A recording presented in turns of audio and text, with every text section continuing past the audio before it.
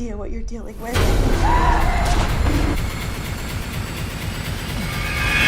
Halloween isn't just about candy and costumes, it's about the strange. The forgotten. The films that slip under your skin when no one's looking. Not the blockbusters everyone brags about. I'm talking the hidden rituals, the cursed VHS tapes, the killers that laugh in the dark. Tonight, I'm dragging you through 10 underrated Halloween horror movies that deserve the blood-red spotlight. Stay close, because some of these are nastier than you remember. 1. Haunt, 2019. A haunted house attraction that isn't just for show. This is no ordinary supernatural thriller.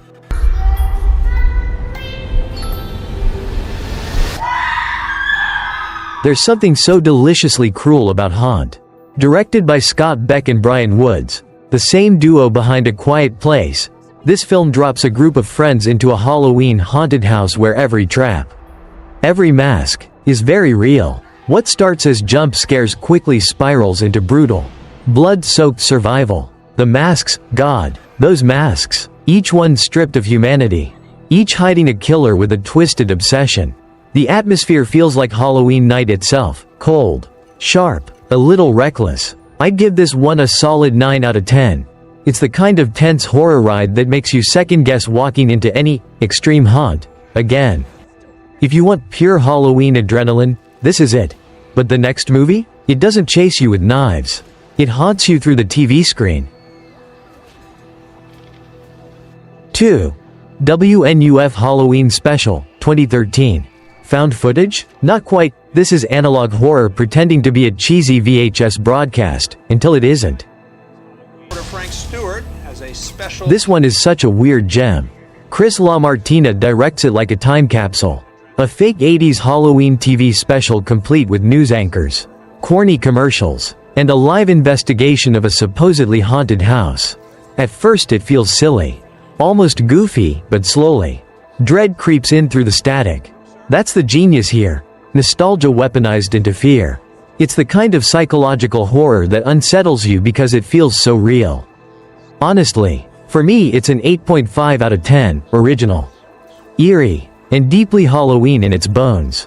And if you grew up with VHS tapes, this one hits like a cursed memory. But let's shift from the flicker of static to the scratching inside the walls.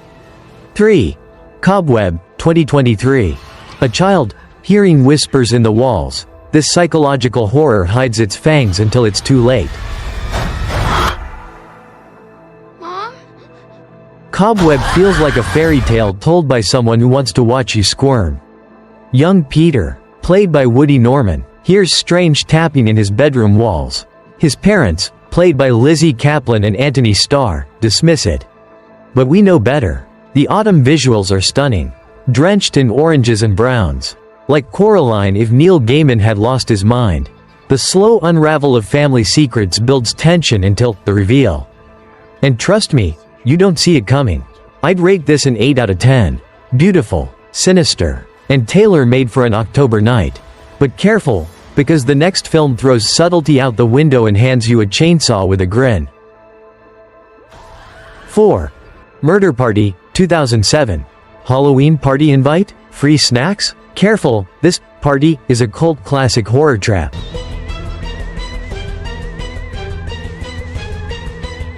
Before Jeremy Saulnier made Green Room and Blue Ruin, he gave us Murder Party. A lonely guy stumbles into what seems like a quirky Halloween party, only to discover it's a gathering of deranged art students who plan to literally murder him for art. It's absurd, it's funny, it's bloody, and yet, it's also sharp satire of pretentious art culture. The DIY gore has charm. The Halloween spirit is strong. And it's easily one of the most fun indie horrors to watch with friends. For me, it's a 7.5 out of 10, not terrifying, but brilliantly twisted. And if you think that's wild, wait till you meet a little boy who makes friends with a killer. 5. Satan's Little Helper, 2004. What's scarier than a masked killer? A kid who thinks it's all just part of the Halloween game. This one is bizarre. Jeff Lieberman directs a dark comedy where a young boy, obsessed with a video game called Satan's Little Helper, accidentally teams up with a real killer on Halloween night. The killer doesn't speak, doesn't need to, his silent, masked presence is terrifying enough. But the twisted comedy? That's what makes it unforgettable. It feels wrong to laugh, but you do. I'd call it a 7 out of 10, flawed, campy, but undeniably unique. And if you want something even stranger, with demons, rock music, and 80s camp, buckle up. 6. Trick or Treat, 1986. Heavy metal, satanic panic, a rock idol risen from the grave. This is campy horror gold. You should be loyal to your hero. Make it turn on you. If you love 80s cheese, Trick or Treat is a guilty pleasure. When a bullied teen plays a record backward, he accidentally resurrects his dead rock idol, who comes back as a vengeful demon. Yes, it's as ridiculous as it sounds. But the practical effects are surprisingly great, and the mix of music video vibes with supernatural horror makes it stand out. It's camp, it's cult, it's pure 80s energy. I'd give it a 6.5 out of 10, fun. Not frightening, but absolutely Halloween worthy. And from Metal Demons, we slide into something grittier. 7. Candy Corn, 2019. Low budget, bloody, revenge straight from the grave, Grindhouse never dies. What the hell is going on?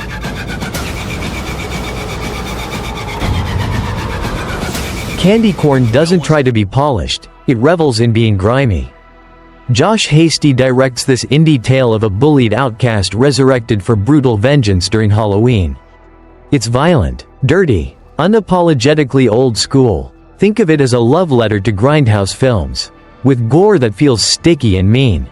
Is it perfect? No. But if you want that midnight movie vibe, it's worth your time. I'd say 6.5 out of 10, but it scratches an itch that shinier films can't. And speaking of scratching, let's meet the clown who refuses to leave your nightmares. 8. All Hallows Eve, 2013. Before Terrifier. Before Art the Clown was a horror icon, he was lurking here. On it. All Hallows Eve is an anthology, some shorts rough, some chilling, but its legacy is clear. The first real introduction of Art the Clown. The low-budget grit only makes him more unsettling. There's something about the silence, the makeup, the unpredictability. Even when the stories drag, the image of Art sticks with you like a parasite. For that alone, I'd give this a 7 out of 10. If you're curious where modern clown nightmares began, this is your stop. But now, let's trade clowns for pumpkins and a monster born every Halloween night. 9. Dark Harvest, 2023. Sawtooth Jack, a pumpkin-headed nightmare stalking a small town each Halloween. It's Halloween. Dark Harvest feels like a campfire story turned cinematic bloodbath. Directed by David Slade, 30 Days of Night. It follows a cursed tradition. Every Halloween, teenage boys hunt the monster Sawtooth Jack. Kill him, and glory is yours. Fail, and you die. It's messy, sometimes too ambitious, but the lore is rich and the visuals scream October. Imagine Trick or Treat but angrier, bloodier, and rougher around the edges. I'd give it a 7.5 out of 10. It may not be perfect, but it belongs on any Halloween watchlist. And speaking of anthologies, let's finish with a bloody grab bag of Halloween tales. 10. Tales of Halloween, 2015. 10 stories, one cursed town. Every shadow hides something wicked. If you want variety, Tales of Halloween delivers. Directors like Neil Marshall and Darren Lynn Bousman contribute to this anthology of 10 short films, all set during one chaotic Halloween night. Some stories are goofy, others gory, a few genuinely creepy. The tone jumps all over. But that's part of the charm. It feels like flipping channels on Halloween night and never knowing what you'll land on. Not every segment lands, but the sheer Halloween energy carries it. I'd say 7 out of 10 overall. It's the perfect film to end a marathon, like handing out the last piece of candy before midnight.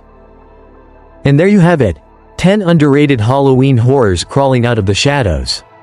From psychological horror to cult classic chaos, From VHS tapes to haunted houses, each one drips with October spirit. So tell me, which nightmare followed you home? Dare to confess in the comments.